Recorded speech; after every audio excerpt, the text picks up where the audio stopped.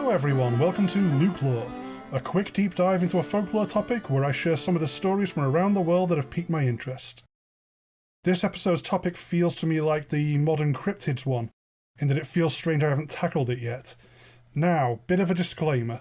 Talking famous haunted houses means we inevitably are going to end up crossing paths with Ed and Lorraine Warren. I'm not going to tackle the real-life Warrens head-on here. I hold that they are dangerous frauds, and I was very surprised to find that this is still controversial with people defending the couple.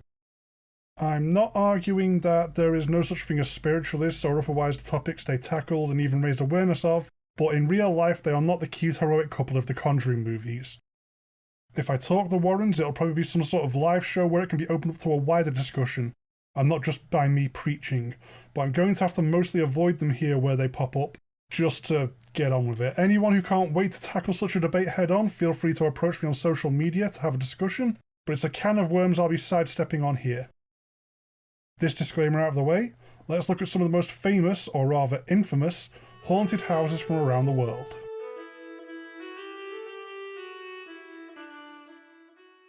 A famous fraud. Okay, this is kind of the elephant in the room, so let's just get it out of the way.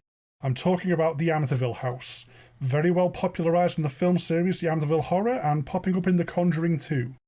So the story goes, the new family move in after a family mass murder vacates the property, and weirdness follows. The walls bleed. A demon pig is talking to the children. There may be a bloody passage to hell in the basement. Calling a priest in to bless the house results in the house kicking a priest's ass. The family must flee in the night from the house they can't afford, then cash in on the story. The house they can't afford, and then the cashing in after, are the big red flags here. So too are the Warrens popping up, but I promise not to get into that just yet. So, case closed, open and shut, successfully, occasionally vaguely racist to indigenous peoples horror franchise, all in good fun from this point onwards. Right? Well, the house may be both the location of a fraudulent case, and also haunted in unrelated ways. It's weird, but bear with me. The original incident that did in fact happen, the shooting of the family by a family member, has some outstanding weird details. No neighbour noticed the gunfire at 3 AM, even though some did report the family dog barking. The family inside the house did not appear disturbed by a family member going from bedroom to bedroom with a rifle.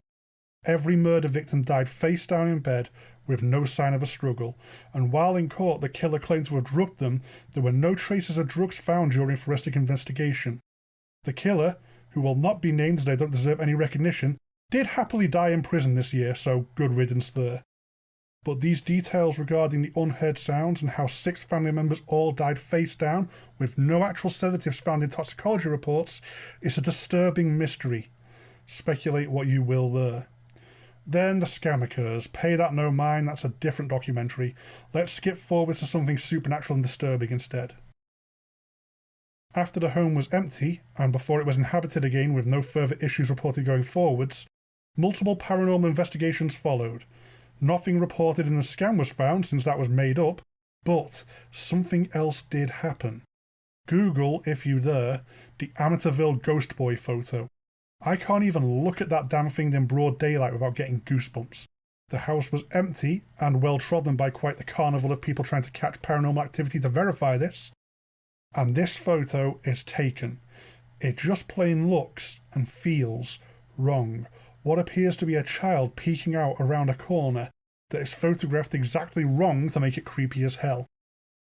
The Amityville Horror, as we know it, inciting incident and following pop culture presence, is a heavily debunked fraud. What came just before and after, though, is weird as all hell, before it settled back into just being a normal house. A very angry witch. 1817. A family began to see strange animals. Distorted giant birds and dogs would appear to watch people about the property, following some people around. At night, there would be the sounds of dogs fighting, but no one could ever find them to break them up. Gnawing sounds at their beds would disturb the family in the night, as did the sound of chains being dragged through the house. The head of the house found his mouth falling into paralysis at times, even feeling the sensation of a stick in his throat. The youngest daughter began to be slapped and pinched so hard she'd be covered in bruises. Eventually, a friend trying to help came to the realization that everything was down to a single spirit, and they began to talk to it to find out what it wanted. The more they talked to it, the more articulate it became, even beginning to hold entire conversations. Asked who it was, the spirit responded that it was Old Kate Batswitch. And from there, the Bell Witch was well and truly on the haunt. Responding to being called Kate, apparently liking this as part of the Bell Witch becoming more talkative, the entity made many claims, the first and simplest being, "I am a spirit. I once was very happy but have been disturbed." But also such wild claims as how they were linked to an ancient Indian burial ground on the property, something which prompted the son Drew Bell and a friend to go on a fruitless treasure hunt around the property, which I can't help but feel was a bad idea even if it wasn't just a Bell Witch screwing with them. The Bell Witch, or Kate as it liked to be called, seemed to be a poltergeist with a constant presence once it got fully up to speed, able to successfully answer any attempt to test it, reciting anything used to challenge it, and able to mimic family members from around the world. Eventually, the Bell Witch escalated in its haunting and declared that it was going to kill Old Jack, the name it had given John Bell Sr. The Bell Witch emphasised this murderous announcement with a barrage of threats and curses that resulted in afflictions upon the family, until finally John Bell Sr. died from being poisoned. At his funeral and wake, the entity would celebrate by singing old drinking songs over the attempt of anyone to say anything nice about the deceased. While this case is quite old now, I'm spotting a commonality here, a turning point where they turned something minor into something major. When faced with a malevolent entity out to choose violence, they named it and went on keep acknowledging it. Based on a pile of stories I've encountered over the years, I would suggest not doing that. Everything always gets worse from that point onwards. You may feel some sympathy for the Bell family at all this. Counterpoint, the Bell family had slaves, so screw them. While at time of recording closed due to COVID concerns, there are tours available of the farm and the Bell Witch cave beneath it. Assorted reports of hauntings have persisted across the 2 centuries and change running to the modern day if you want to go and explore the property once it opens up again. Even the surrounding area still has weirdness going on, my favourite being from the 1960s. This story came up in the 80s from a local gas station owner called H.C. Sanders. He came forth with the story from his youth that he had had a breakdown across the road from the Bell Witch cave, and as he began the long walk to get help, he noticed a strange-looking rabbit appear from the woods that began to follow behind him. If he sped up, the uncanny-looking rabbit thing would speed up with him. Eventually, the strange creature freaked him out to the point where he began to run in a panic, which, of course, the rabbit thing kept pace right behind him. Eventually defeated by exhaustion, the poor man gives up and sits down on a log to catch his breath. The weird rabbit thing proceeds to jump up on the other end of that log, look him in the eye, and speak. It said, "Hell of a race we had there, wasn't it?" before heading back into the woods. That part of Tennessee definitely seems to be a nexus of weirdness centered on the old farm with its Bell Witch cave beneath. If anyone has their own experiences from there, I would love to hear them.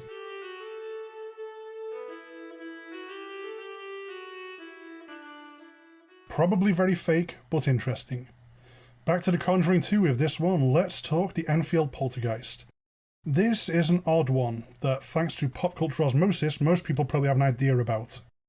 It isn't just a more recent Hollywood horror either, there's also been plenty of assorted dramatic adaptations and documentaries of the haunting, even news reports from the time. I think what really resonated here was how normal the home was. No gothic mansion or castle or plantation, it was just a random council house in London, government-subsidised living for poorer families. Yet the story goes that the teenage girl of this otherwise indistinguishable affordable home began to be disturbed in the night by what's basically a classic case of a poltergeist. Weird noises, items being thrown, furniture being moved around, even the girls being thrown out of bed. Evidence began to pile up, with photos of the girls apparently being levitated, and one of the girls speaking in a strange voice that was supposedly that of the cantankerous old ghost of the former occupier. This is a weirdly contentious case. It's all supposed to be fake, but it caught a lot of attention as a fair proponent of supporters whom skeptics would clap back against, saying that they were being too credulous. Ed Warren popped up at one point to insist it was a demon, which is why this became The Conjuring 2, but he was far from alone. Everyone wanted a piece of this, but the teen girls involved are also recorded laughing it all off as a fake. This is one of those odd ones that some haunted stuff happened around what's reported as a hoax, such as what should be reliable third-party observers like police responding to calls of disturbance, going on to swear they saw a chair in the kitchen move on its own. It could simply be mass hysteria escalating out of control, but it also had a lot of investigators convinced something was going on in that otherwise innocuous house. If you ascribe to the theory that teen girls going through puberty can manifest a poltergeist, I guess this works both ways in a meta sense. Either a poltergeist came to bother the teen girls involved, or the teen girls involved faked a poltergeist. Either way, there's a direct correlation between teen girls and a poltergeist in this one. Oh good, The Grudge is based on a real story. Who else here remembers being terrified by one Ju-on The Grudge movie or another? Well, good news, it's not only based on folklore of Japan, it's also based on a real haunted house, the Nagayo Yellow House. It thankfully isn't quite as theatrically devastating as the fictional Seiki house of the movies, but that's something of a cold comfort. So the story goes, anyone who so much as sets foot inside the Yellow House property would go mad, or even die. It's so simple, there's no real elaboration on that. It was a spiritual Chernobyl, don't go play there or it'll make you ill. I've covered onryō, or the Vengeful Spirits of Japan, way back on episode 14, Case Studies in Death Curses, but I'll chuck in a quick refresher as I go through the steps to how to get this notorious and feared Yellow House.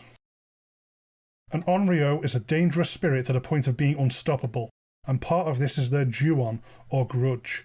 Even with the onryō itself moving on or being forced to move on via exorcism, the Ju-on can remain. It's like a spiritual contamination, and by coming into contact it can be spread to other people and places. Think of it like an invisible oil that causes bad luck and sickness. An onryō and its accompanying Ju-on is no laughing matter. They're a paranormal disaster should anything happen that is so unfair and terrible it would make one. We then specifically have the urban legend of Kakayo.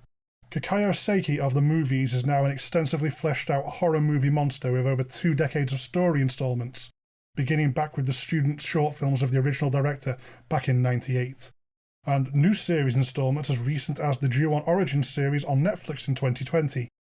But there was an original, much simpler Kakayo, which was a regional urban legend that inspired the film Kakayo. And it was a simple one, it was just, this is onryō, it's gonna get you. So, I might actually need to look into some original Japanese to try and get some more detailed stories on that, but it does, from what I've seen in English translations, there was a Kakayo, now there's a film Kakayo. This, then, is further combined with the Nagayo Yellow House. Simple but striking, it was an abandoned house in a neighbourhood that people would tell stories about. To enter it is to fall ill, or even worse. It's hard to really expand on that outside of fiction structuring a narrative around it. The recent Netflix series is more a collection of Japanese urban legends, and the original Nagayo Yellow House gets some references in presentation and use of colour. But there's something about this minimalist yet devastating haunted house which is enough. To come into contact alone is enough to doom you. The best you can hope for is sickness with only temporary madness. What is this lingering, invisible Ju-on doing to people that your only option is to avoid it?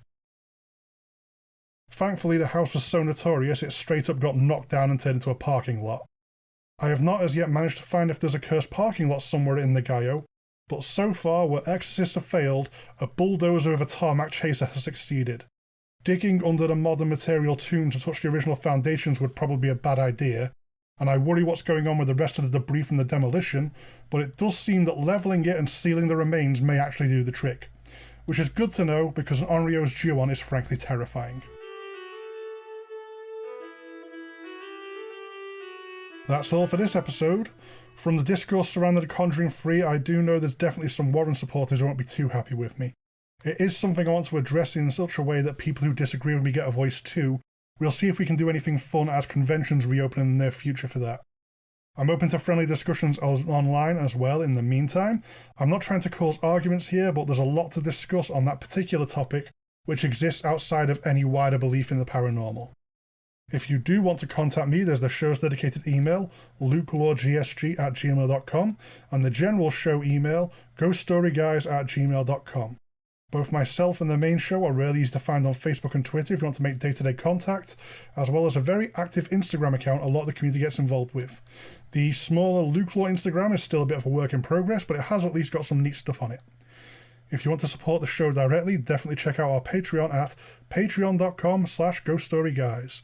It'll get you access to all sorts of GSG goodies at different levels, my incentive being that LukeLore episodes go out to patrons a bit early. As ever though, the absolute best thing anyone can do to support the show is to give it a listen.